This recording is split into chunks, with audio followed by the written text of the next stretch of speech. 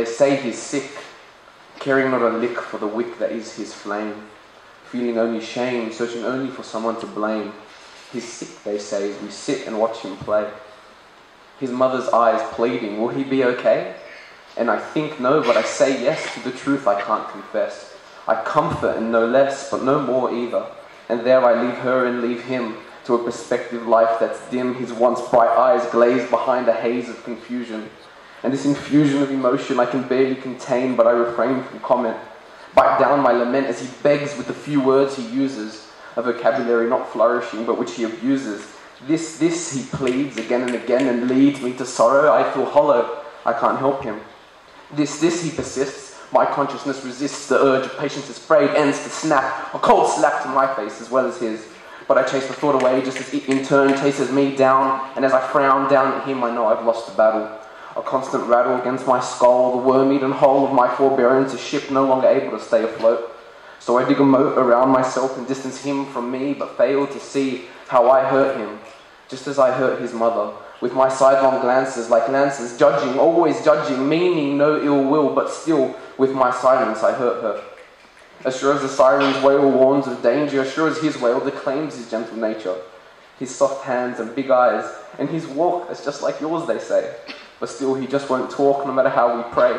He gets frustrated, his expression's truncated. A baby once invigorated, now a toddler sorely inhibited. Once I visited his home and sat with him alone as he drew and slew imaginary dragons and built his pretend wagons, filled with the baggage he didn't deserve. What God could have the nerve to rob his brightness from him, from me, from his family? And handily, the doctors prescribed him medication and prescribed evaluation, a sensation of accomplishment, nothing more than self-aggrandizement.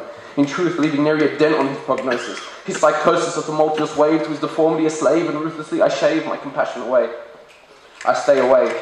Unwittingly I keep my distance, offer up resistance. At my sanity's behest I think it best to not invest too great a love into that young boy. With the soft hands and the big eyes, and his walk, they say, it's just like mine. But it's not my choice, and while my voice screams no, my heart screams yes, and still he screams this, and why I scream? And in that instant no regret. For how riled up I get, and the fear he turns my way scolds hotter than a summer's day, burns stronger than a branding iron against my flesh, and not thinking I embrace and we mesh and stare into his face, and I hold him there, gently and snugly all at once. I hug him to keep the ugly monsters away. The monsters, he warns, as his tears and mine warms the cold peak of ice in my chest, formed not at my behest, but as defense against love that can flance skin from bone, just as it makes me feel all alone. Makes me feel I've left him all alone, abandoned to his position, forgotten to his condition, but still I hold him. This, he mutters, tired now. Yes, I allow, and dry my face so his mother won't see how I've let my head bow. And she asks, will he be okay, you think? And as I sink into despair, I cannot bear to share. Yes, I lie again. To that protective mother in her den. Her I do naught but admire, as I watch her never tire, our mother's love a burning fire, and with it she builds a pyre, incinerates all her doubts, extricates with blithely clout, and loudly shouts, yes! To a son she wishes she could run from. But still she stays, and I leave, and for her strength she'll only get respect from me. And for my part I am imperfect, no less than that little boy whose life is wrecked. He's sick, they say, outlook bleary, with a teary-eyed mother that shook, she's weary. But she turned to me, you know what she said? Not with her words, but with her actions. He's my baby boy, and without him I'd be dead, lost, frightened, alone. Hesitant, we answer the phone.